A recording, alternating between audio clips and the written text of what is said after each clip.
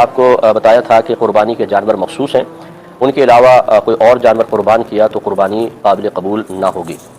نبی کریم صلی اللہ علیہ وسلم کی طرف سے 3 قسم کے جانوروں کی اجازت ہے، ایک اونٹ، دوسرا گائے اور تیسرا بکری۔ السلام علیکم معزز سامعین و ناظرین، آج میں ایک نئی ویڈیو کے ساتھ حاضر ہوں۔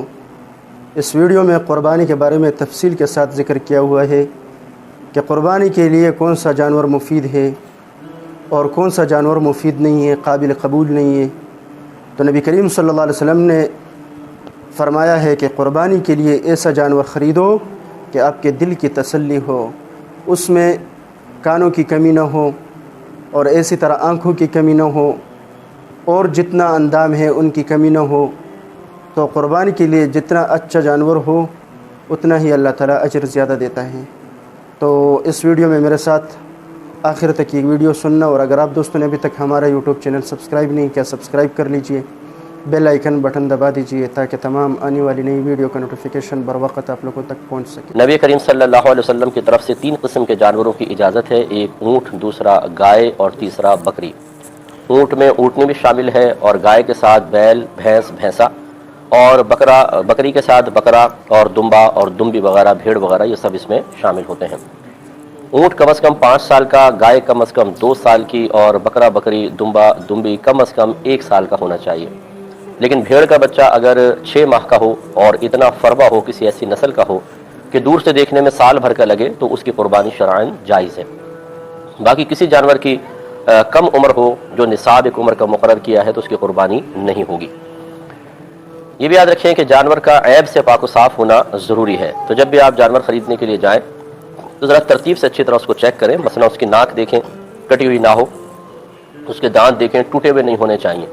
اگر جانور بہت خوبصورت ہے، اچھا فربا ہے، ایک آدھ اس کا دانت ٹوٹا ہوا ہے تو چل جائے گا، خلاف سنت قربانی ہوگی لیکن بہرحال ہو جائے گی۔ فقہاء نے فرمایا کہ اتنے دانت ٹوٹے ہوئے ہوں کہ خود چارہ نہ چبا سکتا ہو تو اس جانور کی قربانی نہیں ہوتی۔ اس کا مطلب ہے 1-2 دانت اگر ٹوٹے ہوں تو قربانی ہو جائے گی، لیکن خلاف سنت ہے۔ تو کوشش تو یہ ہونی چاہیے کہ تمام دانت مکمل ہوں، لیکن پھر بھی اگر ایک آدھ ٹوٹا ہوا ہے تو کوئی بات نہیں۔ اسی طرح زبان کو چیک کریں، کٹی ہوئی نہیں ہونی چاہیے۔ آنکھوں کو چیک کریں، دونوں آنکھیں بالکل صحیح ہونی چاہیے۔ اگر کانا بکرا ہو کہ ایک آنکھ ہے ایک نہیں، یا اندھا بکرا ہے، تو اس کی قربانی نہیں ہوگی۔ تو ذرا تھوڑا سا اس کی اس طرح آنکھ کے قریب لا کے یوں کریں، اگر وہ آنکھ بند کرتا ہے تو اس کا مطلب ہے کہ اس کی آنکھ ٹھیک ہے، ورنہ ہمارے ہاں تو ماشاءاللہ ایک سے ایک ماسٹر لوگ ہیں، قربانی یہ بکرے کی آنکھیں بعض اوقات ضائع ہو جاتی ہیں اور اس میں نکلی آنکھ فٹ کی ہوتی ہے، تو یہ پتہ چل جائے گا اگر نکلی ہوگی تو حرکت نہیں کرے گا، چاہے آپ کتنی آنکھ کو آنکھ کے قریب کریں، تو اس کی ضرور چیک کر لیا کریں، بعض اوقات دھوکہ ہو جاتا ہے۔ کانوں کا مسئلہ یہ ہے کہ اگر کسی جانور کے پیدائشی کان نہ ہو تو یہ ایک عیب ہے، اس کی قربانی نہیں ہو سکتی۔ ہاں، بڑے چھوٹے سے کوئی فرق نہیں پڑتا۔ بعض بکرے ایسے ہوتے ہیں جو چھوٹی نسل کے ہوتے ہیں، ان کے ٹیڈی بکرے شاید کہتے ہیں، چھوٹے چھوٹے سے کان ہوتے ہیں، تو کوئی مسئلہ نہیں ہے، بہت لمبے کان ہوں یا چھوٹے ہوں، دونوں چل جائیں گے۔ لیکن مکمل طور پر اگر پیدائشی طور پر نہیں ہے تو پھر نہیں ہوگی۔ اور اگر کان ہیں اور کٹے ہوئے ہیں تو اس میں دیکھا جائے گا اگر کان اتنا کٹا ہے کہ 1/3 یا اس سے زیادہ، تو اس کی قربانی نہیں ہوتی ہے۔ مثال کے طور پہ 3 انچ کا کان ہے اور 1 انچ کٹا ہوا ہے تو یہ 1/3 1/3 جو ہے وہ کٹا ہوا کہلائے گا، یا اس سے زیادہ ہے تو اس کی قربانی نہیں ہوگی۔ لہٰذا اس سے کم کٹا ہوا ہے تو ہو جائے گی۔ بعض اوقات ایسا ہوتا ہے کہ جانور بہت ہی اچھا ہوتا ہے اور تھوڑا بہت کان میں کچھ خرابی ہوتی ہے، یا جیسے یہ ریوڑ کے ریوڑ لے کر آتے ہیں تو بطور نشانی بعض اوقات کان میں سوراخ سے کر دیتے ہیں چھوٹا سا، تو اس کی قربانی ہو جائے گی، اگرچہ خلاف سنت ہے، مکروہ قربانی ہے، لیکن وہ کراہت اتنی زیادہ نہیں ہے کہ خرابی پیدا ہو، بہت زیادہ خرابی پیدا ہو، تو ایسے جانور کی ہو سکتی ہے۔ لیکن اچھا ہے کہ پورا کان ثابت ہو تو بہت ہی بہتر ہے۔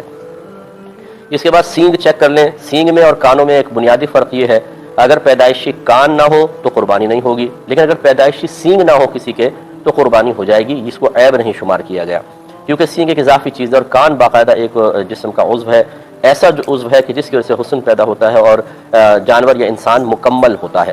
سینگ ایک اضافی چیز شمار کی گئی ہے، تو اس لیے وہ زینت کے لیے گویا کہ کہہ لیں آپ، یا خاص کسی ضرورت کے لیے، جیسے جانوروں کو بعض کو اللہ تعالیٰ نے سینگ دیے تاکہ وہ اپنا دفاع کر سکیں۔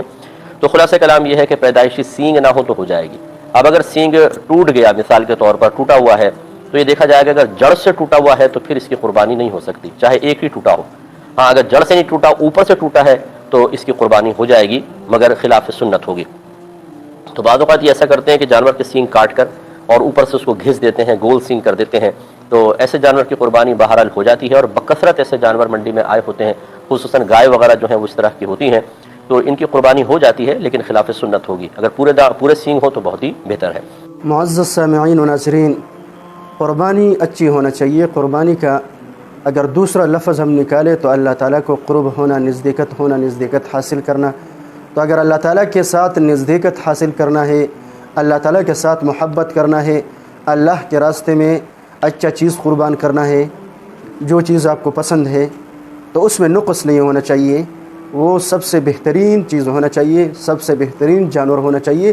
کیونکہ اللہ تعالیٰ کی نزدیکت حاصل کرنا چاہتے ہو، اللہ تعالیٰ سے محبت کرنا چاہتے ہو، تو اس میں سب سے بہترین جانور اپنے لیے پسند کرو. کیونکہ سال میں ایک دفعہ قربانی ہوتی ہے، اور وہ بھی عربی کے لحاظ سے سال کے آخر جو مہینہ ہے ذی الحجہ کا، اس میں ایک دفعہ یہ قربانی کا عمل ہوتا ہے، باقی پوری سال میں یہ عمل نہیں ہوتا ہے. تو اس کی وجہ سے اچھا کام کرنا چاہیے جو اللہ تعالیٰ کو پسند ہو.